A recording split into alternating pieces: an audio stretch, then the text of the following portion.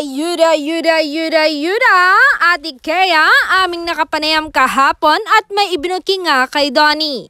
Ayon kay Ate Kea, walang kapuguran si Donnie pag si Belle ang kasama niya kahit magdamag pa yan.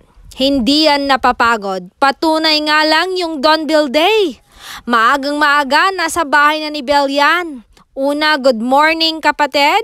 Itbulaga na naglaro sila ng Pirapay at iba pa pero 9 PM. Full charge pa rin siya. Hindi nakakapagtaka dahil kasama niya ang mahal niya.